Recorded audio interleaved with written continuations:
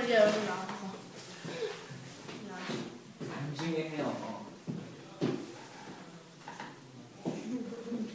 이거 틀려갖고 오면 선생님이 그만 안 줘. 해줄게요. 그렇게 얘기를 했는데. 네, 틀리면 어떻게 되는데요? 틀리면 네. 선생님한테 미움을 받을 거예요. 미움 받고 싶어요? 아니요. 네, 미움을 써가지고 미움. 아, 선생님. 미음 먹고 싶어. 진짜 맛있겠죠. 아, 자, 두 번째, 오늘은 물질의 상태와 분자 배열입니다. 두 번째, 물질의 상태와 분자 배열에 대한 이야기를 좀 해보도록 할게요. 자, 일단 여기서 우리가 좀 익숙하지 않은 용어가 하나 나오는데 그 녀석이 뭐냐면 바로 이 녀석입니다. 분자예요, 분자. 선생님이 젤로 친한 친구가 하나 있죠? 잘 모르나요? 방실이. 방실이? 아, 늦었네. 뭐였지? 아까 춘자였나? 춘자 말고요. 진짜. 복분자. 아, 맞다. 복분자. 선생님 친구 복분자 했죠. 그러니까 복분자가 오늘 등장할 거예요. 오늘 복분자가 오늘의 주인공입니다. 복분자. 되게 뭐랄까 복분자는 되게 얘가 명랑해요. 맞았는데. 혼자랑 인사했어. 인사 시키자 선생님 오늘도 인사할 건데 복분자 맞았는데. 그 분자에 대한 얘기를 할 거예요. 분자에 대한 얘기. 우리 책에도 분자에 대한 이야기를 하고 있습니다. 분자에 대한 이야기. 분자의 정의가 뭔지 한번 읽어볼까요? 물질의 성질을 지니는 가장 작은 알갱이. 밑줄 봅시다. 성질.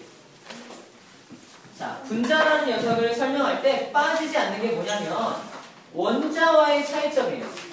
원자는 뭐고 분자는 뭐냐. 우리가 원자와 분자를 지금까지는 그다지 크게 구별하지 않았어요. 원자? 그냥 작은 거. 분자? 그것도 그냥 작은 거. 원자와 분자의 차이점을 잘 몰랐습니다. 그런데 지금은 알아야 돼요. 원자는 뭐냐면 어떤 물질을 잘게 쪼개면 더 이상 잘라지지 않는 가장 작은 입자가 돼요. 그 녀석을 뭐라고 부르면 좋을까요? 원자입니다. 자, 정의해볼게요. 원자란 물질을 이루는 가장 작은 입자입니다. 가장 작은 입자.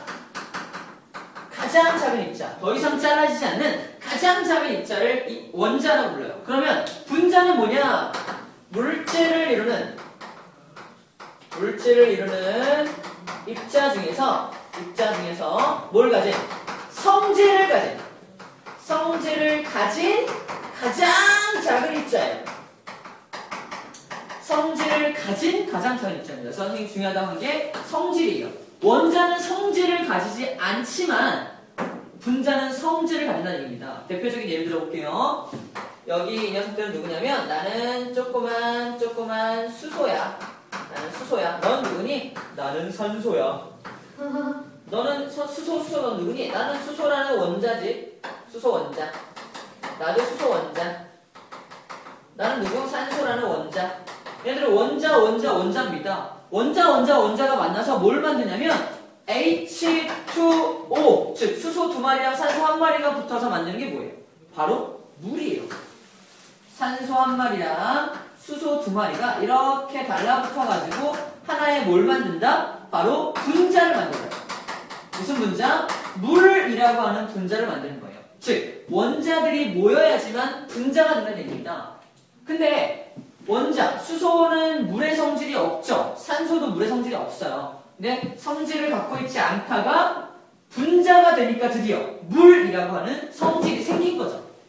그래서 이 분자는 뭐라고 한다? 성질을 가진 가장 작은 입자. 그 녀석을 이루고 있는 O 하나는 뭐예요? 원자죠. 원자들이 모여서, 즉 가장 작은 입자들이 모여서 분자를 이루고 있는 거예요. 그러면 문제를 낼게요. 분자는 깨질 수 있어요, 없어요?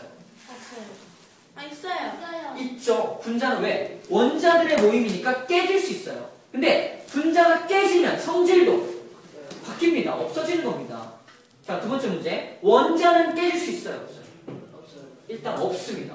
원자는 깰 수 없어. 봐, 산소가 더 깰 수 있을 것 같아? 없죠. 원자는 더 이상 깰 수 없는 거예요. 그래서 물질을 이루는 가장 작은 입자라고 부르는 거고, 분자는 성질을 가진 가장 작은 입자라고 부르는 겁니다. 하지만 분자는 충격에 의해서 깨질 수도 있다라는 겁니다. 깨지면 성질을 잃어버리는 거죠. 잃어버리는 거.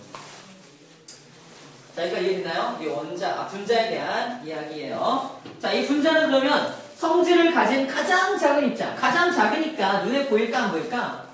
눈에는 안 보여요. 물 분자 본 적 있어? 나는 물 분자 본 적 있어요. 물 분자 봤어요. 모형 같다고? 맞아요.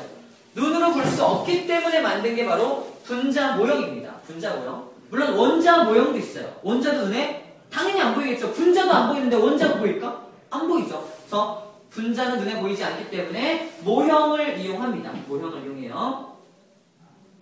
자, 그러면 분자는 쪼개면 그 성질을 잃어버린다는 말이 나왔고요. 같은 종류의 분자라면 당연히 크기와 모양, 성질도 다 똑같아야겠죠. 다른 종류의 분자라면 다 달라야 됩니다. 당연한 얘기고요. 그 다음에 상태 변화 시에 분자가 어떻게 되는지 얘기할 거고, 분자 모형은 이렇게 눈에 보이지 않는 것을 눈에 보이게끔 표시하는 것을 분자 모형이라고 하고요. 당연히 같은 종류의 원자는 같은 종류로 표현해야 돼요. 예를 들어 볼게요. 자, 우리가 물 분자를 이제부터 눈에 보이게 표현할 건데, 볼트하고 너트를 가지고 표현할 거예요. 볼트가 뭡니까? 본 적 있나요? 나사 같은 거. 원자를 이렇게 표현할 겁니다. 너트 2개. 그 다음에 이 산소는 볼트. 이렇게 나사산이 있죠? 이렇게 볼트 가지고 하나를 표현할게요. 저 두 개를 만나게 하니까 뭐가 되는 거야? 이렇게 볼트 하나에 두 개의 너트가 연결된 이런 모양의 물분자가 만들어지는 거죠. 이렇게 그림으로 또는 실제 모형으로 표시하는 것을 분자 모형이라고 한다는 겁니다. 자, 그러면 물질의 상태에 따른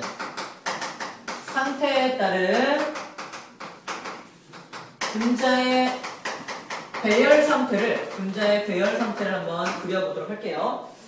자, 먼저 상태는 몇 가지 종류가 있죠? 물질은 총 3가지.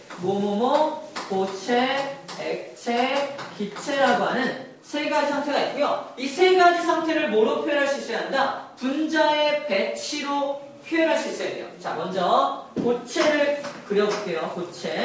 고체는 이렇게 분자가 있을 때 하나, 둘, 크게 그렸다. 한번 그립시다. 선생님. 말해도 돼요? 네. 대리운전 문자였어요. 완전 웃겨. 157, 그거 네가 똑같은 전화. 나 진짜.